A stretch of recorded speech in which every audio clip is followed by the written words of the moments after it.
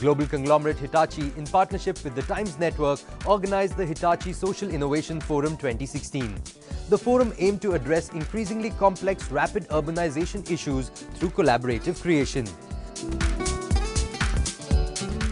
On the previous episode of the Hitachi Social Innovation Forum 2016, we saw a panel discussion revolving around the importance of a robust IT infrastructure and how it is crucial for businesses to sustain and succeed in a fast-paced environment. Hello and welcome to the fourth episode of the Hitachi Social Innovation Forum 2016. While the government and private organizations are working to improve India's infrastructure, our panel of speakers deliberated on how railway capacity in India can be increased with the help of information technology and information communication technology. The first theme that we are addressing today is how can you increase railway capacity and reliability through IT and ICT. And let's start off with Mr. Prabhat Sahai. How can IT and ICT help resolve these issues, sir? Today, as far as railways are concerned, we have a capacity constraint in almost all the sections, including Mumbai suburban. And technology is available, both in terms of IT and ICT, to improve safety, security, improve throughput, asset management. It's only a question of adopting it to Indian Railways in its present form and overlaying it on the existing systems. And with the emphasis our minister is placing on assimilating new technology, I'm sure in the years to come we'll be doing that in a very professional manner. Would you like to add to that, sir? Yeah, what Mr. Prabhat Sai has said is very correct, because there are only two ways of increasing the line capacity: to increase the infrastructure, additional lines. But then we have limited space, and especially in Mumbai area, there is no land available. So the another option is to use the IT and ICT technology to increase the line capacity. So we are going in that direction to increase the line capacity with the help of some funding from the government and some funding from the private. Land acquisition is definitely an aspect that we will address in the coming sessions. Going ahead, my next question is, can ICT efficiently connect siloed rail lines into a network and also improve the traffic efficiency for the entire city? Mangal, if you could set the ball rolling over here. See, I see ICT and IT plays a very important role in networking different railway lines. Whether these railway lines are the main line like the suburban lines or the metro lines or other modes of transport. So connecting all these lines together, I can only quote through an example in Tokyo metropolitan area, where the entire network of railway line is connected to a common operational control center. Through this operational control center, you are able to efficiently run these trains and know when the disruption happens and how to come out of these disruptions. So there are ways and means of doing it, but then there has to be a possibility of connecting these railway networks together through IT. I don't know how much that will be immediately relevant to Mumbai, but definitely when you plan for new lines, the metro lines, you could plan in such a way that you have a common operational control center which is able to run the train more efficiently and understand the operation in a better way. All right. What's the scope, Mr. Agarwal, if you could like to add some more to what Mangal just contributed? From my experience in Delhi Metro, I'll try to stress on that. Definitely. We would love to hear your perspective. Maybe some of the people are familiar with the layout of Delhi Metro. It is at the moment total radial structure. And just for the integration purpose, we are now making some kind of circular lines. So that is where that integration is going to happen. Interchange will be better. We are already running, as Mr. Dev was saying, we are already running since the beginning a control center, 2 control centers, where we are able to monitor everything. So to enhance capacity, to monitor better, integration and monitoring at a control center is very much required. And that can be applicable to suburban traffic also, like Mumbai. There are clearly many lessons that both cities, Bombay and Delhi, can learn from each other. Yeah. How can the administration improve the overall operational efficiency in Mumbai, sir? And given the growing size of the rail network, given the growing demand, and the intensifying interaction between rail lines, especially in transfer stations and hubs, if you could throw some light on how the efficiency overall can be improved. You see, earlier in the early 80s, we used to have a few services, and over the years, the demand increased, and as Prabhat Sai and Mr. Akhil Agarwal has said, that there was no option but to go in for IT solutions. We introduced AWS in late 80s or early 90s, which gave us the freedom to increase the number of trains, because the driver was very, very confident of not causing the collision. Even if he failed in some respect, the system itself would avoid collision. So that is how we have used this system, the IT, to the increasing the capacity. And just supplementing what they said in the beginning as to how it has helped otherwise in building the capacity, I'll just give a specific example. You know, our locos in the railways, they are plying all over the length and breadth of the country, and we have to monitor their health. And for that, one doesn't have to be there necessarily on the loco. Now their health can be monitored sitting in the control room, which is the base shed.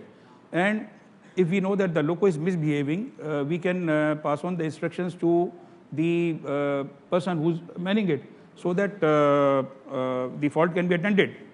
Now, had it not been done so, perhaps the loco would have failed. It would have blocked the section. It would have caused disruption to other trains. So all this has been possible only because of adoption of high technology. Ma'am, would you like to share your experience on this issue? On the entire issue of how ICT and IT can help improve the overall operational efficiency. What's your experience been, ma'am? I'm from a planning perspective point of view, I'm giving my view. I'm from MMRDA, as you all know, it's an entire planning body. We are implementing metro and mono. So in metro rail and monorail, we have the applications of IT and ICT. It is helping commuters a lot in terms of safety, security, and also passenger information system, and also integrating with other modes and all that. So suburban rail system is the lifeline of Mumbai. Absolutely. So they are really traveling in subhuman conditions. The density at the moment is 12 passengers per square meter as against international standards of 5 to 6 passengers per square meter. So they need really better treatment. So with limited cost investment, we need to have some solutions immediately which can be visible with the help of IT and ICT.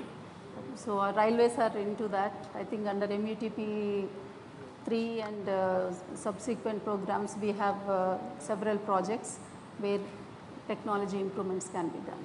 I'm sure the people of Virar would concur with you, ma'am, because that's one of the busiest and one of the most notorious lines in Mumbai when it comes to local travel.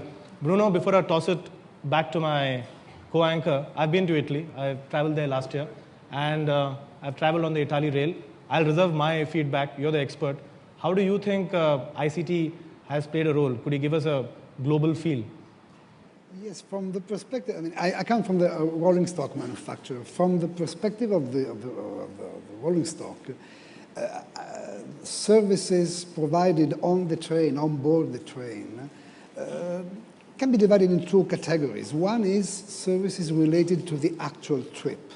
So the passenger can know exactly next stop, connections, delays, and all sorts of things. And other types of services that are increasingly becoming popular in Europe, especially, is services that are not related to the trip. And I would say that 95% of these examples is free wideband Wi-Fi on board. This is really appreciated by travelers, by passengers. On the first category, ICT, it can be really, can enhance customer experience because the customer is not lost in the train. He can see exactly where he is, how long it will take to the next station, and all this type of information. For the non-trip related services, I can just tell you an anecdote. In Italy, in the high-speed trains in Italy, for roughly 10 years, Wi-Fi has been provided for free. And since the beginning, there was an advertising saying, hurry up, because this is the last month, it will be free. And it is still free, and it will be free. It is unthinkable to make a passenger pay for Wi-Fi on a train. Now that we've got the preliminary comments from all our panelists on stage, we're sufficiently warmed up. Sumit, there he is. He's my co-anchor, and now he's going to take it away with the audience feedback and the audience input. Sumit. We hear from our audience through our audience poll. So, ladies and gentlemen, please pull out your smartphones. This is a very interesting question. Do you feel safe while traveling with Indian Railways? Yes or no? Here we have the results, 55 and 44. Mr. Bruno spoke about Italian railways having Wi-Fi, and I'm sure we would love to know, would there be a chance to have Wi-Fi that would help our commute, especially maybe in Bombay when we're going from Churchgate to Virar or CST onwards, or in Delhi? Will we soon be having free Wi-Fi for the commuters in the trains? See, the Wi-Fi service we have already introduced. I'll talk about the Western Railway. We introduced at Ahmedabad station about a year back. Then in January, it was introduced at Mumbai Central Station. And only recently, till I think just about 15 days back, it has been introduced at 8 or 9 stations, both on Central and Western. No, so I meant more in the trains, not in the station. So that commute is the concern, I guess. See, we have provided free internet services on a trial basis on one Rajdhani between Delhi and Calcutta. That is running well. It is on a trial basis. The system is costly. The bandwidth is costly because we are taking it from the satellite. We are trying to find out alternate solution. If alternate cheaper solutions are available, we will definitely go into it. Otherwise, the bandwidth from the satellite is a very, very costly thing. And we are providing today the internet services on that. So we have two options, either to start charging that so that we can limit the bandwidth, or we start providing some alternate cheaper solutions. It's time now for a short break. The panel discussion on increasing railway capacity continues on the other side. We'll be right back. Yeah, Delhi Metro is already designing the system for driverless trains. Right. Okay, next year, tentatively, we have planned that the trains will be launched.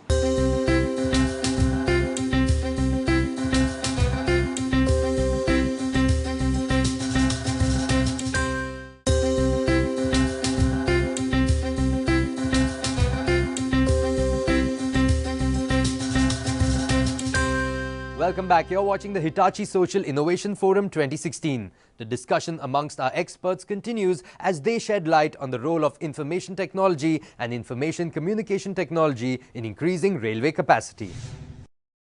Now I'm going to move forward to the quest for new signaling technology, where I'm going to look at digital signaling technologies and how they can play a better role in achieving better ride comfort as well as safety. So if I could start with you. Whether by derailments or collisions or level crossing accidents, around 15,000 people die every year, and that's a really sad statistic.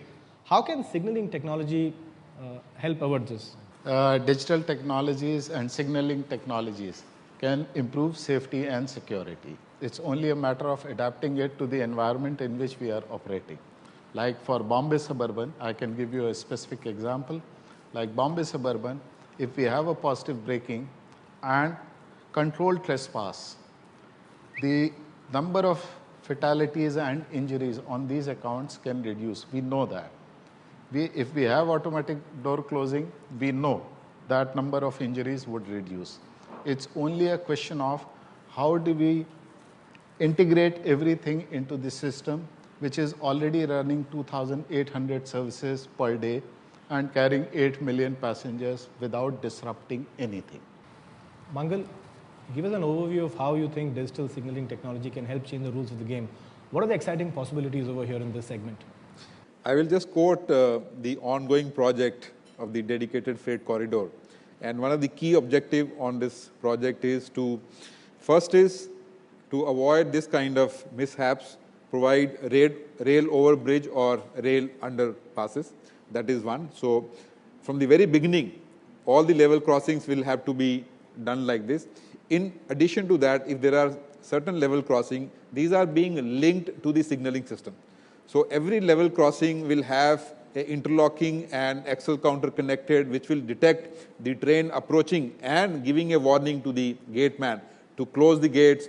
Therefore, at least the gates are closed and the people who are trying to cross, they have the information and they can secure themselves. So these are the two ways that the technology, one through civil construction, the other through the digital mechanism, all right, through the signaling system. All right, point taken. Now, the Modi government is very clear when it comes to adopting global best practices. That's been one of the planks on which the government has come to power, and the Prime Minister doesn't make any bones about the fact that if there's something good being done overseas in any sector, and if India can efficiently implement it, let's do that.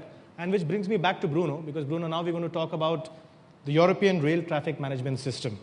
Indian Railways has introduced ETCS for the Gatiman Express and the Chennai Suburban Rail Network. Give us a sense of what sets this technology apart from others, Bruno. I think that 90% of people here know the difference of ERTMS better than I do. So I am a rolling stock person, so I don't want to really... All right, it's a pass from Bruno, but sir wants to add to that. The Indian Railway has some time back decided to provide a system which will aid the loco pilots.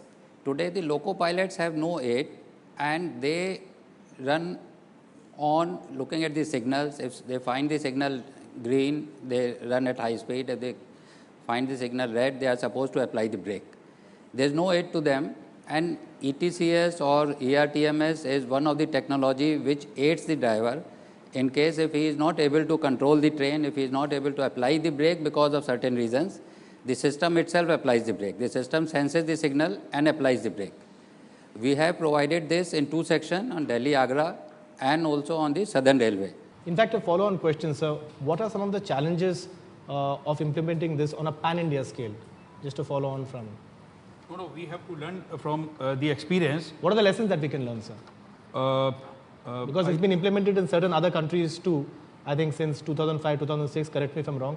If you want to implement this on a pan-India scale, what are some of the challenges and what are some of the priorities that the government should keep in mind?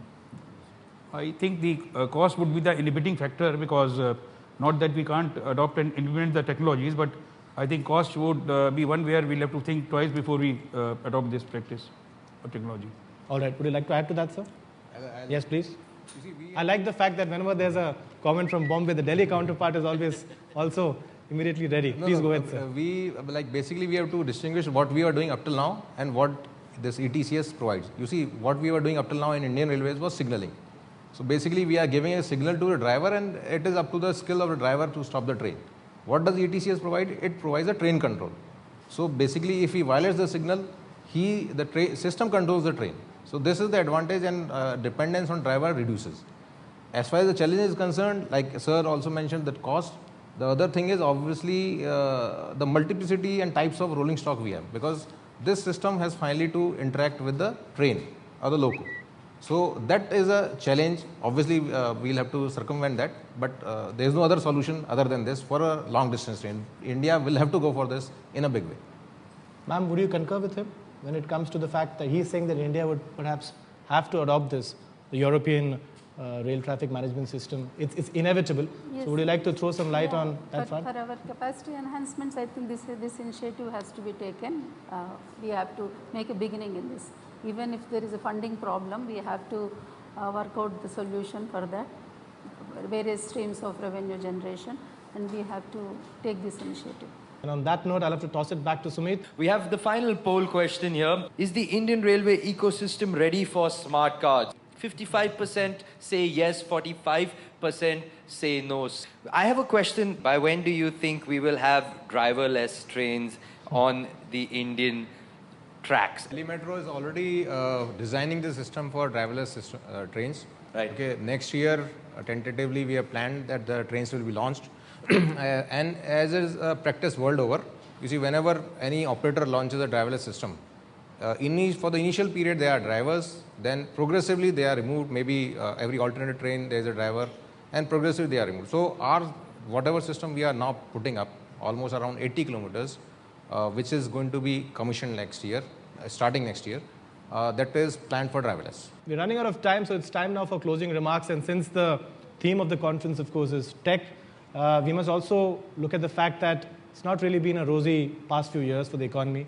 So therefore, there's been a ripple effect on the IT budgets, which have been really tight. What's the way out of that, sir? We have to make a project report and we have to see that the project is viable. Because ultimately, for investment, we have to see that the project is viable. We have to find out, and like what my colleagues from the metro have said, you have to have a fair structure which at least gives you a revenue profit. At least the operating losses should not be there. Ma'am, any closing remarks from you before we wrap up? Actually, we have a plan for future, for next 20 years. 240 kilometers of suburban network has to be added. So not only the improving the existing system, there is a need to look into that, because on one side we are seeing the increasing the capacity with the technology innovation. On other side, I would say that the demand, the density, the level of service on the trains should be on international level at least. That is the first objective we should keep in mind. I'll leave the last word to Mangal. Go ahead, Mangal. I would say that Indian Railways or the authorities who operate and construct railways, they need to have a roadmap as how to integrate IT into their system. So just like they have budget for assets, the rolling stock, the track and electrification, they need to set aside budget for IT, have a roadmap how to spend and how to generate revenue and provide customer experience using the IT. All right, with that we have come to the end of this railway-focused discussion and hope it's been enlightening. I would like to thank all my panelists. With that, it's a wrap on the Mumbai edition of the Hitachi Social Innovation Forum 2016.